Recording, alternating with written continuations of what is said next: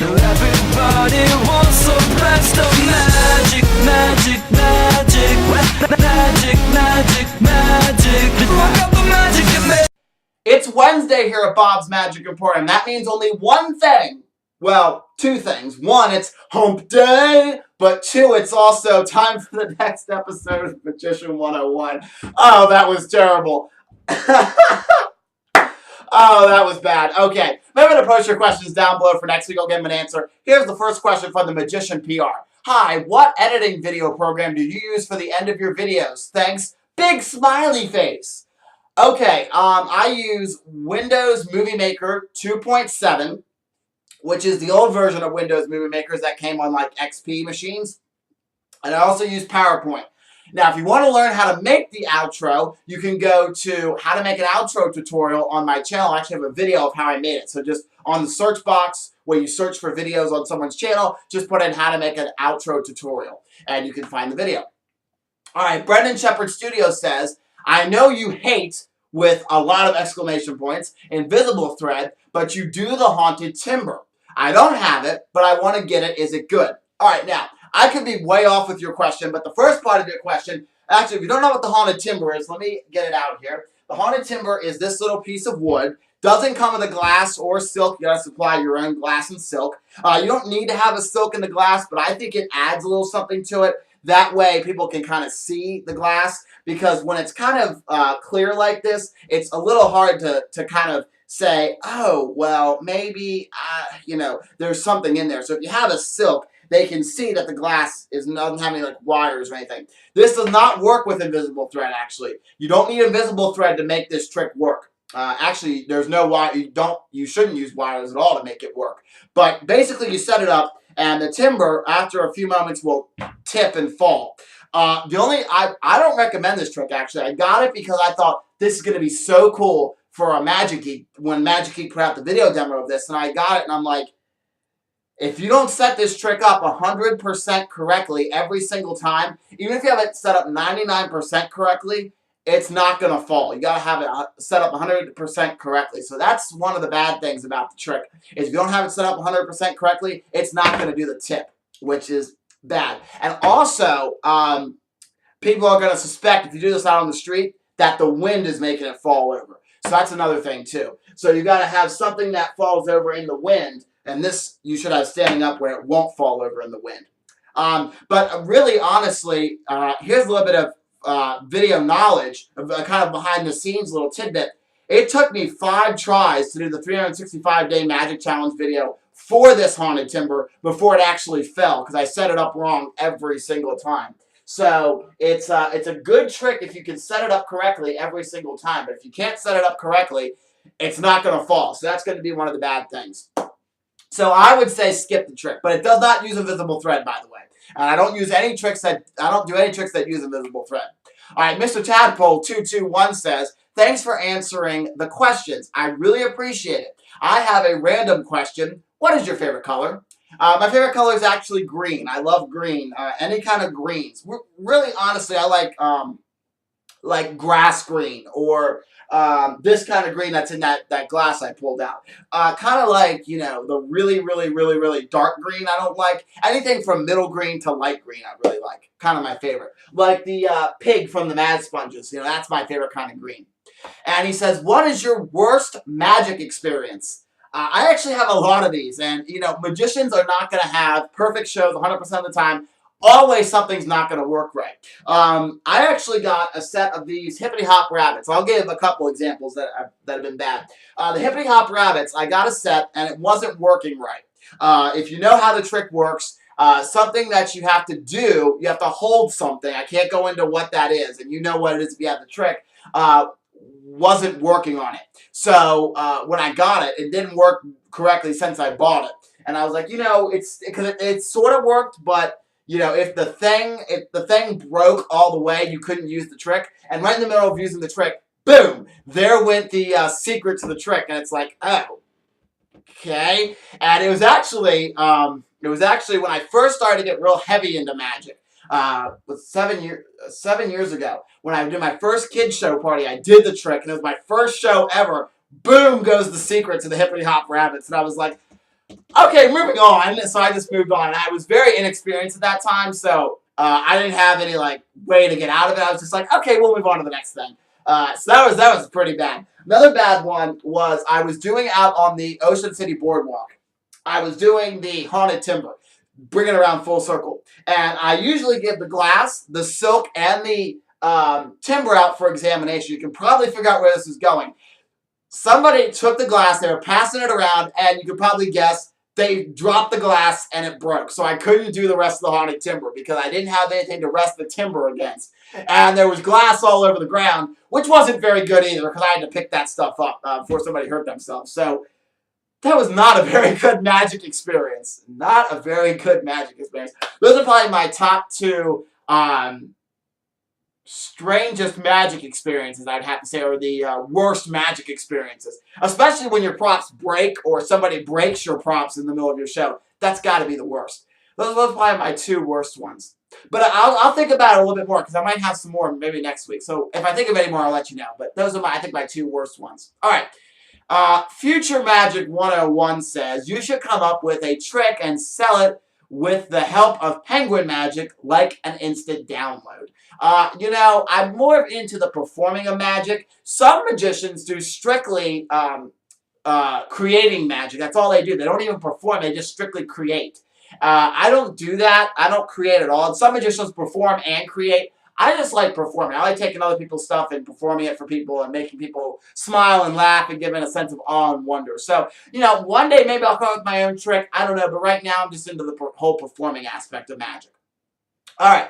Future Magic 101 also says, if you were going to open your own magic shop, by the way, not if, I'm going to one day, by the way. I'm going to excuse me, I'm focusing on small business stuff. I'm looking up and researching small business stuff. One day, I will have a magic shop. Not if, I will one day. I will guarantee you I'm going to have my own magic shop one day. He says, what would you consider naming it besides Bob's Magic Emporium? I definitely like Bob's Magic Emporium. I think that's going to be the name of my magic shop. When I do open up my own brick and mortar, not a fake one like this one here, but an actual brick and mortar magic shop.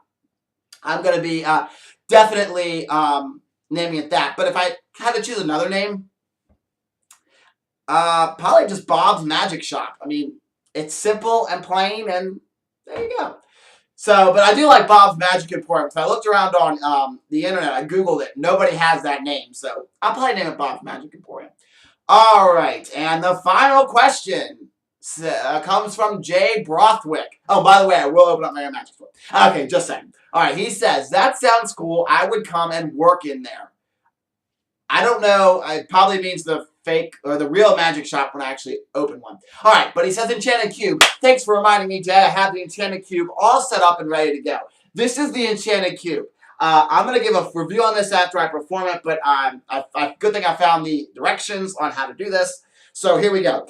This is a Rubik's Cube. I don't know if some people might not know what this is, but this is a real popular toy back in the 80s. What you would do is you would turn the cube and all the bits and pieces would get mixed up. So you would have all the bits and pieces all mixed up. Every time you would turn a bit, more of it would just get mixed up until the whole thing was super mixed up. You know, this is too hard. I can't solve these dumb things. I'm going to use my magic to solve it by tossing it in the air, and that'll make the cube get solved on all sides, just like that. And that is the Enchanted Cube. All right, very, very cool trick. This is the trick where you solve a Rubik's Cube.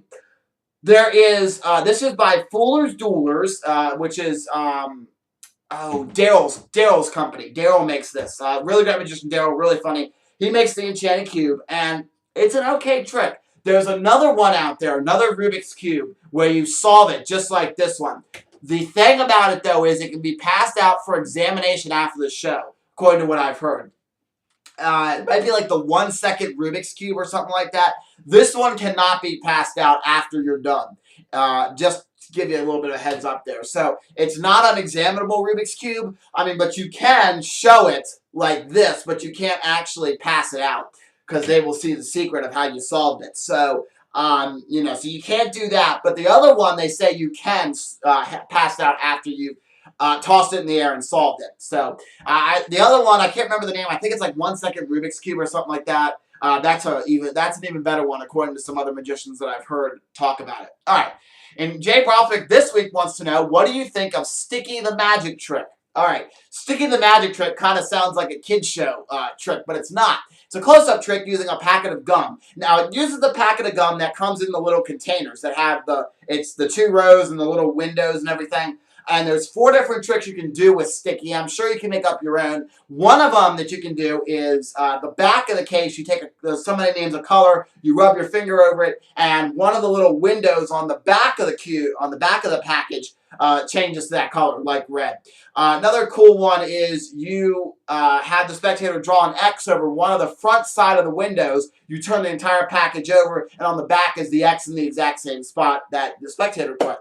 And another one is you have them name any window, and you pull out the thing, and there is an X right there on the window. And the other really cool one that I really like is you have one piece of gum inside of this little package, and you can pop the gum out, but you can hand out the package for examination, and they can't find any holes of how the gum came out of the hole. So that's really, really cool. It looks like a really cool trick. I don't do any gum magic. There's a lot of tricks out there that actually use gum magic. I actually have one here.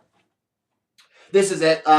This is ink is what it is. And it kind of is the same thing. Oh, jumping. Borrow a packet of gum from your spectator. You and the spectator draws a bold X on one of the clear compartments of gum. This is done with a non-erased Sharpie. You take the packet of gum and with no cover, cause the X visibly move to a different compartment.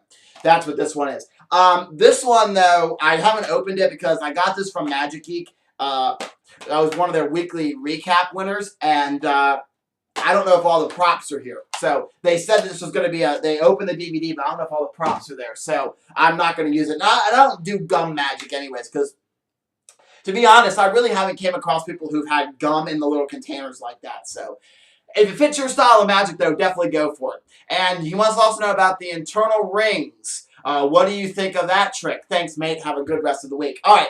The internal rings look like a really cool piece of magic where you take silks, and you got like 5 different silks, throw them in a change bag, you pull it out, and each little ring, I should say they're silk rings, so they're like little rings, and they're all detached. You throw them in a change bag, you make them change, and then they pull them out, and they're all linked. You throw the rings back in the bag, pull it out, and this time it's one long loop. This looks like a really cool trick, and it looks like one that really goes over really well on a kid's show, and because you can have all the kids hold the rings when they're unattached, have them all, put them in the change bag, and then boom, they all change, and then you can pull out the rings one final time, throw them back in, and pull them back out. So it looks like a really good trick. Again, I like that one. That's one that I would probably get if I wanted to get a trick like that, but I already do a couple change bag tricks in my show. So because I use the Mismade flag, I do the end silk from a change bag, and I think I do one more too, and I can't remember what it was. Sometimes I do the clown one too, where you have the black and white clown, you put him in the bag, and he changes to a color clown. So, but that's but that one looks really cool too. Maybe one day I'll get that. So I recommend definitely getting that one because the trailer for that, or the video demo, looks really, really cool. So definitely go check that one out. It's the Eternal Rings. All right. That's going to do it for this week's Magician 101. Make sure to post your questions down below for next week. I'll give them an answer, and I'll see you next Wednesday for an all-new Magician 101.